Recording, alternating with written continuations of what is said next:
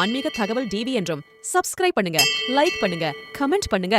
மதுரையோட அடையாளங்கள்ல வந்து மீனாட்சி கோபுரம் எல்லாமே இருக்கு. அது மாதிரி இந்த புது மண்டபம் சொல்லியிருக்கு, அதை பத்தி சொல்லுங்க. இந்த இருக்கு புது மண்டபம் இந்த இருக்கு. இது வந்து புது மண்டபம் அப்படின்னு பாத்தீங்கன்னா திருமலாக்கர் காலத்துல வந்து நிறைய வசந்த மண்டபம், வீர இது மாதிரி ஒவ்வொரு பேர்ல இருக்கிறனால இது வந்து அந்த காலகட்டத்தில் வந்து புது மண்டபம் சொல்லி சொல்லுவாங்க. இதுவும் கிட்டத்தட்ட 600-700 வருடங்களுக்கு ஆயிடுச்சு. அவர் காலத்துல இது புனர் நிர்மாணம் பண்ணாங்க. அதனால அவரோட காலத்துல அப்ப வந்து இந்த புது மண்டபம் வந்து பாத்தீங்கன்னா சாமி சன்னதி இருக்குல்ல, சாமி சன்னதினா சொக்கநாதரோட சன்னதிக்கு நேரம் ஒரு கோபுரம் இருக்கும்.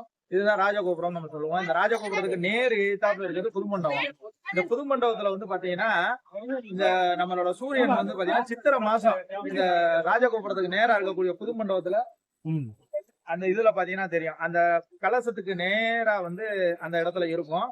அந்த சூரியன் வந்து பாத்தீங்கன்னா திருப்பி வந்து வைகாசி ஆணி ஆடியில வந்து இந்த திசையை நோக்கி போகும்.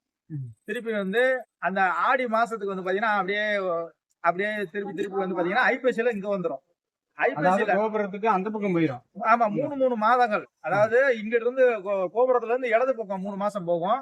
திருப்பி அதே நிலையில இருந்து திருப்பி 3 மாதங்கள் இந்த நிலை வந்து திருப்பி ஐப்பசியில வந்து நேரம் அதே இடத்துக்கு வந்துடும். அங்கிட்டு இருந்து பாத்தீங்கன்னா திருப்பி வலது நோக்கி 3 மாசம் போகும்.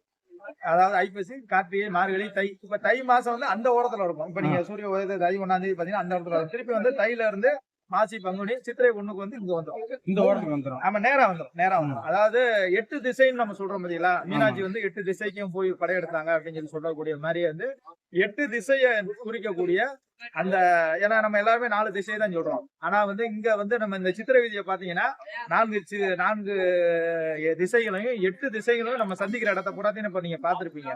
அது மாதிரி வந்து இந்த திசை வானளாவிய அந்த வானசாஸ்திரம் இருக்கு பாத்தீங்கன்னா, அது வந்து மைய கருவே வந்து இந்த இடத்துல இருந்துதான் அப்படின்னு சொல்லி நான் சொல்லல, வெளிநாட்டு அறிஞர்கள் எல்லாம் சொல்றாங்க.